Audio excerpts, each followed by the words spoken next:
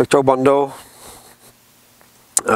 Chci se vám podělit s jedním nepříjemným zážitkem svým a mých kluků na jiné rybářské výpravě, kde jsem zažil věc, kterou jsem 25 let slyšel z vyprávění, jak se chová rybářská stráž, prostě jak to všechno funguje a vždycky jsem se tomu hrozně smál, jo.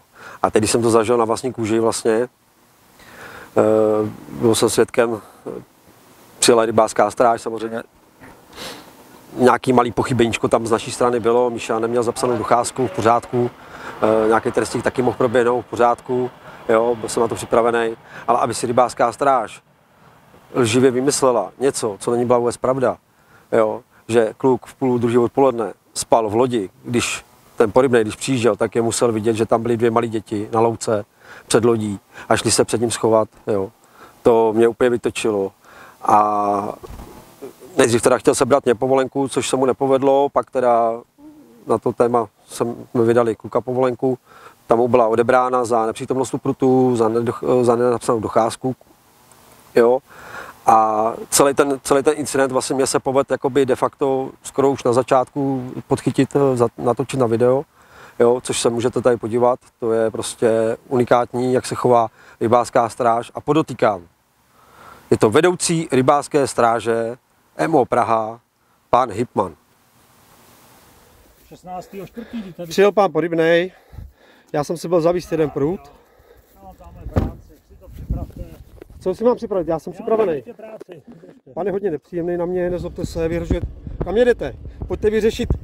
Pan odjíždí autem, sebral mi povolenku, ani se neprokázal pořádným průkazem. Telefonu lže a je nějaký divný. Pán se mi neprokázal ani průkazem. Pán se prokázal průkazem. Jo, a kde? Ukažte mi ho, kde jste mi ukázal. Ano, teď otahá z kapsy. Ježíš, já jsem vynal baterku, abych se na vás posvítil. Tak vidíte, takhle se chová rybářská stráž. Kluci, máme 2 povolenky, máme nahozený 2 pruty. Kluci byli tady, bohužel byli v lodi. Prej spali, jo, poledne. Ano, pán Porybnej odjíždí. Značku jste viděli. Ne, Míšo, to je prostě buzerace. Pan odjel Porybnej, aniž by se mnou vyřešil pro přestupek, teda v tom případě, jo. To tak, kde to jsme, lidi dneska, tyjo.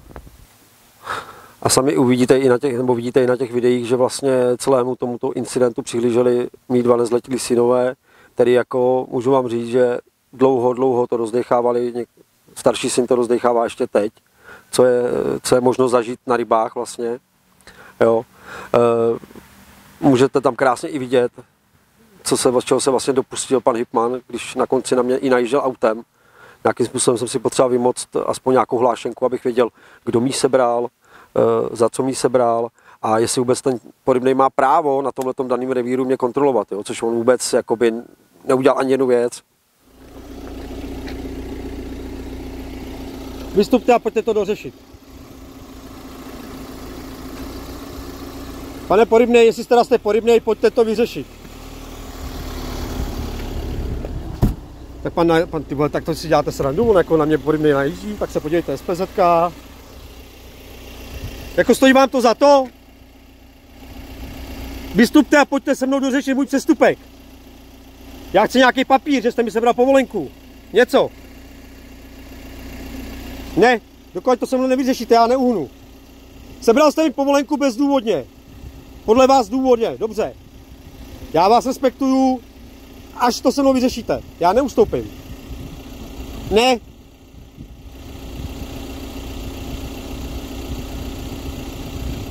Pojďte to dořešit. Ne. Vy jste nekompromisní, já jsem nekompromisní. Pojďte se mnou dořešit přestupek. Tak jako stále vidíte, nikdo nevychází, nevystupuje z auta, aby se mnou vyřešil můj problém. Sebral mi papíry, nic neřekl. Stojí vám to za to?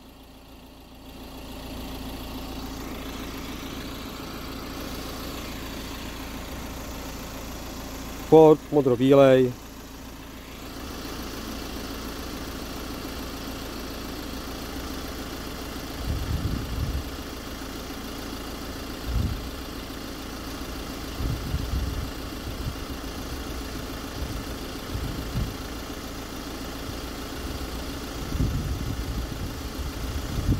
Tady nějaká paní s ním, nějaká setkyně, údajně.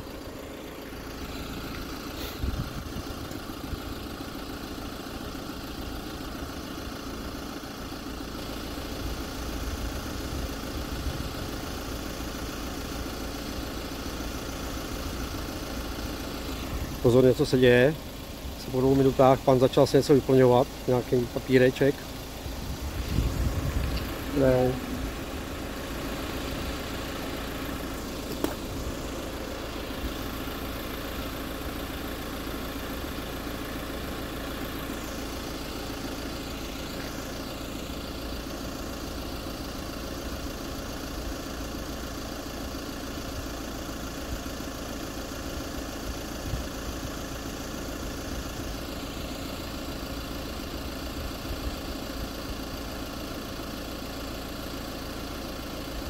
Předpokládám, že tam pán napíše asi, že jsem byl arrogantní, drzej, prostej.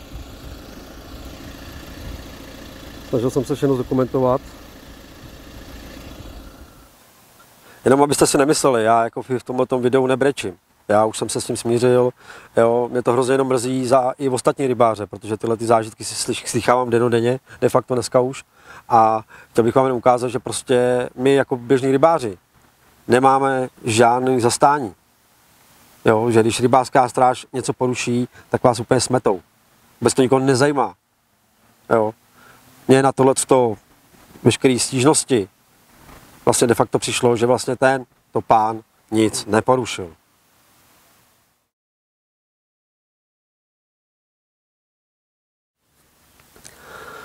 Po tomhle incidentu jsem si nechal napsat, nebo poslal jsem stížnosti na EMO Praha, kde on má vlastně funkci. Poslal jsem stížnost jak na Republikovou radu, tak jsem poslal stížnost i na životní prostředí, EMO Černošice, kde vlastně tohoto pána zmocnili, kde mu vlastně dali status veřejného činitele. Jo, si to říkám správně, možná se pletu, nevím, to je jedno. A čekal jsem na nějaké vyjádření. Po určitý době prostě ani povolenka, ani vyjádření, tak jsem to všechno obvolal, jo. De facto po 20 dnech mě všichni ignorovali, nikdo vůbec neměl zájem. Trvalo to nějakých 35 dní, když jsem zase urugoval, jako co a kde je povolenka, která se nikam nedostavila, tak jsem to dal právníkovi. Právník jim zaklepal na dveře, udělal ty. Najednou povolenka se našla u pana hejtmana v šuplíku po 38 dnech. Zázračným způsobem ještě ten den se dostala na ESU Středočechům, po který já vlastně spadám, že jo. No a zase se to celý řešit, že jo.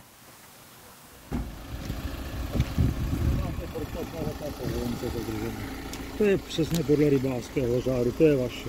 Já vám rozumím, že to je přesně podle rybářského řádu, já to respektuju. Můžu mít nějaký vyjádření k tomu nebo něco? Jste mi jako nic nenabídnul, jako jestli s tím souhlasím, nesouhlasím. To je ale úplně jedno. Tak to napište nesouhlasím, tady máte tušku. Jako, to snad není normální tohle, jako, nevím, tak všichni se tady ohánějí zákonama a nikdo nic nedodržuje, to je skvělý, tyjo. Země udělá jako ještě zločince, tyjo. Zákonama se nikdo neohání, vy si melete svoje. Já vám takhle udělám, tady máte možnost vyjádřit bez problémů, aby to takhle bylo propsané.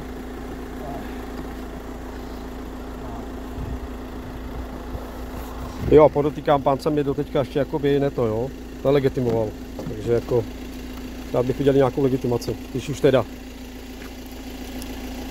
To si můžete vyjádřit, tady máte kolovníky.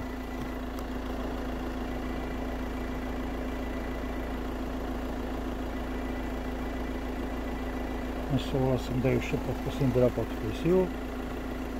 A můžete se mě nějak legitimovat ještě? Protože jako doteďka jako jste mi něco sebral. Já jsem sebral povolenku vašemu synovi, nebo co to je? To je jedno, jsem jeho zákonný zástupce. No, takhle. Já mám tu kopii, vidíte. Vy jste měli u sebe kopii. Prosím. Vy jste něco pil? To přijde, že jo?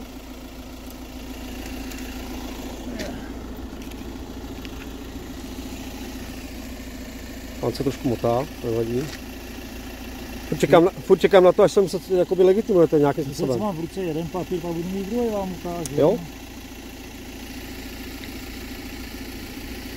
Se bylo nervozitě někam strčil. Jo, vy jste ho nervozitě, vy jste ho teď už sebe ani neměl. Že doteďka mě ho Štěpán neukázal. Prosím. Můžu si to jenom to? Ne, neviděl jsem nic, děkuju. Super, skvělý. Takže i pán prostě... No. Tak se mějte, naschle. Takže myslím, že po shlédnutí tohoto videa jste si museli udělat svůj obrázek o chování rybářské stráže, arrogantní, jo, neprofesionální. Samozřejmě rybářský svaz si natočil video, jak se má chovat rybářská stráž, která v tomto případě vůbec, ale vůbec s tím neměla nic společného. Jo. Tenhle ten pán vlastně vychovává i novou rybářskou stráž, jo, odpovídá za ně a takhle jde příkladem. No a vlastně syn 11letý kluk za tohleto dostal 3měsíční stopku. Když my jsme se teda chtěli samozřejmě, když jsme se odvolali, tak samozřejmě po klukovi chtějí 2000 nevratnou kauci, jo. Dopisy samozřejmě mu chodili jakoby doporučeně, občanku nemá, vůbec nikoho nezajímalo, jestli má nějaký rodiče nebo prostě zákonný zástupce, vůbec nic, prostě jako kdyby byl dospělej, samozřejmě má dospěláckou povolenku, jo, tak se k němu takhle chovali, jo, ale jako rada, no nikdo nenapsal řádek, hele, omlouváme se, nebo prostě běžte do háje, jo, nemáme žádný zastání, jo, ten podobný si může vymyslet, co chce, napsat, co chce, jo, i když tam napíšete nesouhlasím, tak je vám to úplně k prdu. A za tohle my jim dáváme peníze. Je z toho nablití. Je mi líto slušných podobných, kteří to myslí z lásky, jsou za to, že chodíme uklízet řeky na zimě. Letos jsem měl i kluky s sebou, jo, zachraňovat ryby po povodních v Litoměřicích před 12 rokama, když tam byla, jo. Stojí nás to čas, peníze, chráníme ryby, všechno, nejenom kapry, prostě všechny, jo. A je nás v tom svazu zajímá jenom zarybňování kaprů a jak si ty kapry přehazují mezi sebou za ty těžké prachy, které my jim dáváme. Je mi z toho nablití. Mějte se, čau.